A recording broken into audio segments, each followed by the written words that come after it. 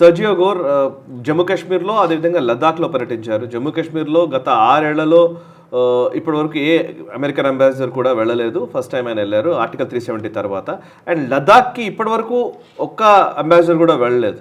So first time లద్దాఖ్కి Sergio Gor visit చేశారు ఒక భారత్ అమెరికన్ అంబాసిడర్ రూపంలో. అండ్ అంతేకాదు ఇక్కడ వెళ్ళడం ఒక లెక్క, ఆయనేమో భారత్లో Jammu Kashmir part of India అని అనడం ఒక లెక్క. ఇప్పుడు ఒమర్ అబ్దుల్లా స్టేట్మెంట్ ఇచ్చాడు సార్. ఒమర్ అబ్దుల్లా ఏంటంటే వీఆర్ ఎంగేజింగ్ విత్ యుఎస్ఏ అన్నట్టుగా మాట్లాడాడు. మీద సపరేట్ దేశమా అనేది అసలు క్వశ్చన్. ఒకసారి మీరు చెప్తారా డీటెయిల్స్ ఏంటి? ఇది సాయి గారు వీళ్ళకి ఎప్పుడు వాళ్ళ బ్లడ్లో ఉంటుంది సాయి గారు అని వాళ్ళు ఏం చేయలేం. శ్యామాప్రసాద్ ముఖర్జీ గారు ఆయన లైఫ్ ఇచ్చారు వీళ్ళు జమ్మూ కాశ్మీర్ టెక్నికలీ స్పీక్. ఆయన అక్కడేగా చనిపోయింది. అవును. సో ఇది నెహ్రూ కుట్ర. నెహ్రూ షేక్ అబ్దుల్లా ఆడిన కుట్ర వాస్ 370. మనకు అందరు తెలిసింది. ఏ రోజు 370 తీసేశారో ఆ రోజు మహబూబా ముఫ్తీ ఏమన్నారు సాయి గారు దానికన్నా ముందు?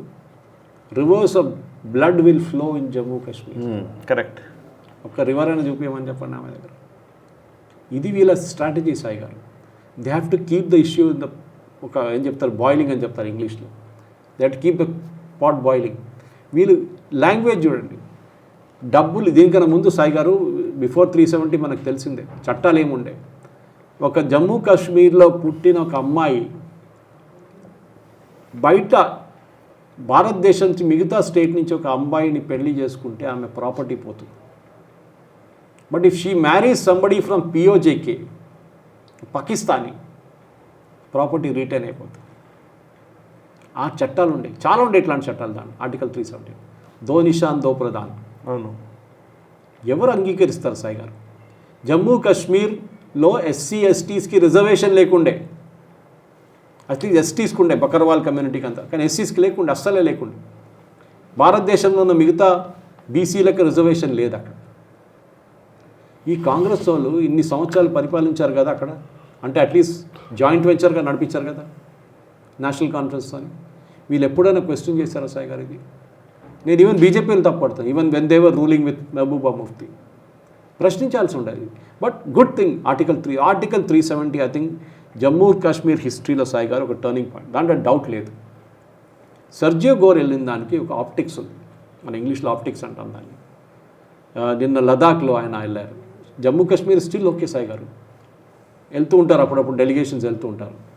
కానీ ఆయన ఆర్మీ ఆఫీసర్స్ని కలిశారు, విచ్ ఈస్ ఇంపార్టెంట్. సివిలియన్స్ కలవడం సపరేట్, సివిలియన్ అడ్మినిస్ట్రేషన్ కలవడం సపరేట్. ఈ మెట్ ద ఆర్మీ ఆఫీసర్స్. అక్కడ ఏం మాట్లాడారో మనకు తెలియదు. నాట్ దట్ ఈ డజంట్ నో, ఆయనకు తెలుసు అక్కడ ఏం జరుగుతుందని. దాని తర్వాత లద్దాఖ్కి వెళ్ళారు, రివర్ రాఫ్టింగ్ చేశారు. డెఫినెట్గా ఇట్స్ అన్ ఇండికేషన్. ఎందుకంటే హెన్రీ కిస్సింజర్ ఒక ఫేమస్ కోట్ చేశారు సార్ గారు, మీకు కూడా గుర్తుంటుంది అది. Being America's enemy is dangerous. Being America's enemy is dangerous. Being America's friend is fatal. Fatal.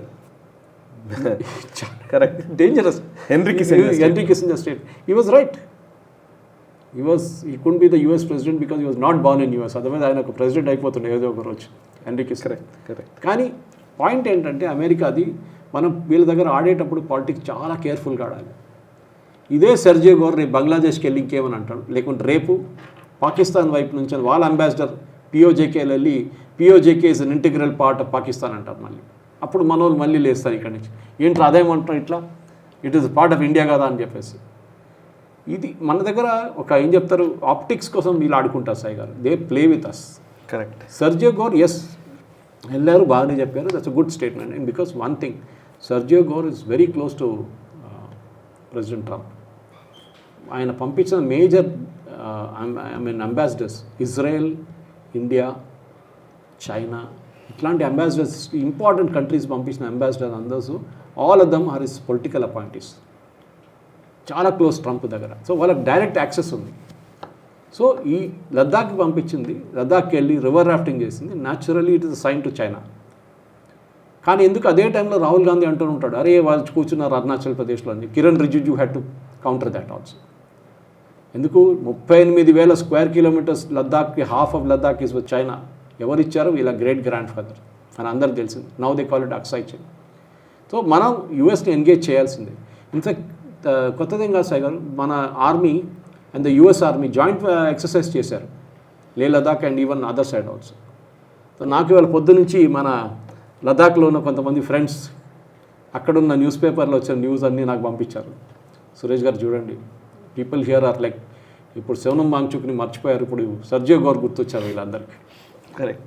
Which is good. Optics wise I think మనం చేస్తుంది మంచిదే. అది ఎవరు అగ్రీ చేశారో ఎవరు అరేంజ్ చేశారో తెలియదు, కానీ we should question Omar Abdullah. నువ్వు ఏం మాట్లాడుతున్నావు, దేని గురించి మాట్లాడుతున్నావు, పాకిస్తాన్ కోసం మాట్లాడుతున్నావు? You know very well that it is article 370 పోయిందే, ఇంకా రాదు. కాంగ్రెస్ వాళ్ళు అంటున్నారు మేము తీసుకొస్తాము వచ్చేస్తే. ఒమర్ అబ్దుల్లా అంటలేడు, is not talking about it. Anyway Sai గారు, I think Sergio Gor visit overall స్కీమ్లో చూస్తే it's a good thing, optics wise good. But ఇలా యుఎస్ అంబాసిడర్స్ని ఎప్పుడు మనం నమ్మలేము. వాళ్ళు ఇటువైపు దిగుతారు, అటు ఒక రోజు అటువైపు కూడా వెళ్తారు వాళ్ళు. ఈ వీడియో మీకు నచ్చినట్టయితే లైక్ చేయండి, 10 మందికి షేర్ చేయండి. అలాగే కామెంట్ల రూపంలో మీ అభిప్రాయాలను మాతో పంచుకోండి. Nationalist hub group of channels ను సబ్స్క్రైబ్ చేసుకుని తెలుగునాట జాతీయవాద జర్నలిజాన్ని ప్రోత్సహించండి. ఈ వీడియో కింద ఉన్న బెల్ ఐకాన్ పై క్లిక్ చేయడం మర్చిపోవద్దు.